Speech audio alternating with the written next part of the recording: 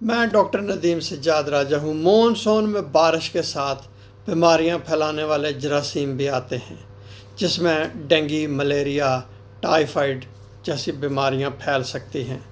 लिहाजा इस मौसम में अपनी सेहत की हिफाजत के लिए एहतियाती तदाबीर इख्तियार करें, जो कि इंतहाई ज़रूरी है। इसलिए मानसून के दौरान किसी भी किस्म की इन्फेक्शन से बचने के लिए चंद हिफाजती तदाबीर आप इख्तियार करके इन इन्फेक्शन से आप बच सकते हैं। मसलन अपनी आप क़ुव्वत मुदाफ़अत बढ़ाएं। किसी भी इन्फेक्शन के ख़िलाफ़ दफ़ा के लिए इंसान का मुदाफ़अती निज़ाम मज़बूत होना बहुत ज़रूरी है, जो कि मानसून के मौसम के उतार चढ़ाव की वजह से कमज़ोर भी हो सकता है। इसलिए क़ुव्वत मुदाफ़अत बढ़ाने वाली ग़िज़ाएँ जैसे फल, लहसुन, अदरक, हल्दी और सब्ज़ पत्तों वाली सब्ज़ियाँ अपनी खुराक में शामिल करें। इसके अलावा जो इंतहाई आम बात है कि आप सफाई का ख़ास ख्याल रखें, क्योंकि जरासीम जो हमेशा गंदगी से फैलते हैं। घर की बाकायदगी से सफाई करें। बाथरूम और किचन की सफाई का ख़ास ख्याल रखें। फ़र्श की सफाई के लिए जरासीम कुशा अद्वियात का इस्तेमाल करें। बाकायदगी से हाथ धोएं, ये बहुत ज़रूरी है। ख़ास तौर पर हर खाने से पहले और बैतुल खला इस्तेमाल करने के बाद अपने नाखून ख़ास तौर पर धोएं।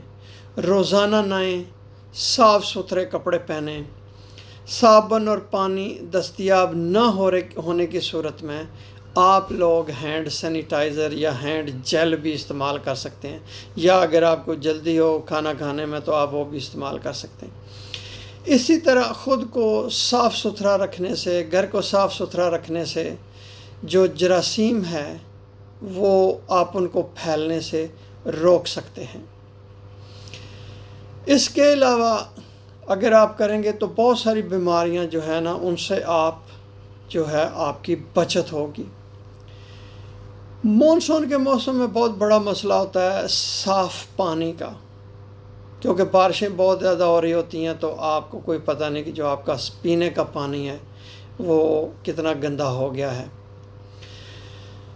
तो आलूदा पानी जो होता है ये इन्फेक्शन का बहुत बड़ा ज़रिया होता है, और ख़ास तौर पर जो पेट की बीमारियां होती हैं ना, हैज़ा जिस तरह हो गया, टाइफाइड हो गया, इससे दस्त लग जाते हैं अगर आप साफ़ पानी नहीं पिएंगे।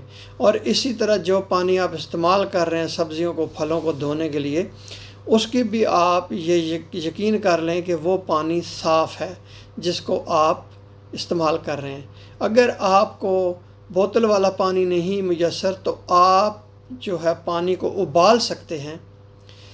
उबालने से यह होता है कि जितने भी जरासीम होते हैं वो मर जाते हैं, तो आप उस पानी को इस्तेमाल कर सकते हैं।